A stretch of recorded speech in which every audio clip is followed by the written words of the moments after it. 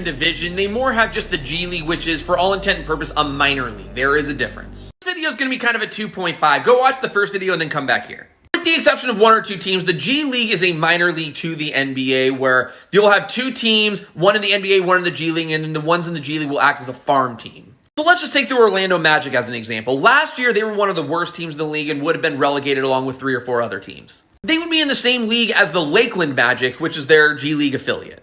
In turn, you would have teams promoted from the G League to the NBA with the same owner. So you would have an NBA owner with multiple teams in the same league.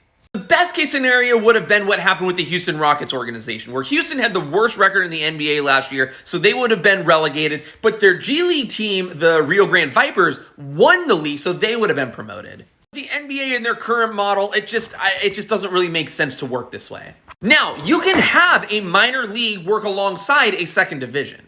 If the NBA were to do promotion and relegation with a second division, the second division teams would need to be independently owned and have their own identity, their own entity, so on and so forth. Now, that's not to say the G League has to go away. It would just be its own thing separate from this. Now, if that second division was to be created, here's how I think they could do it. For the NBA expansion to 32 teams, which is in the works apparently, you say, okay, any team after 32 is going to be part of this second division that can be promoted to the NBA. And then maybe you offer the incentive of a reduced franchise fee.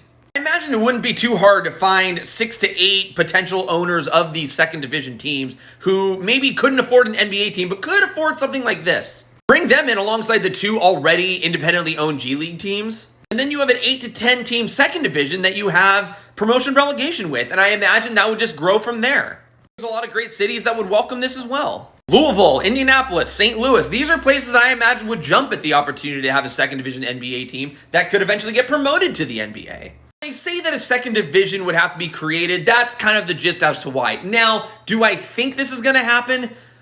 Maybe someday, but I do think promotion and relegation is going to be a very difficult thing to implement at some point. And that's kind of what I'm doing this for, is to illustrate how many steps are required and how many things would need to be considered in order for a promotion relegation to ever be implemented in a smart way, in a way that wouldn't harm the NBA.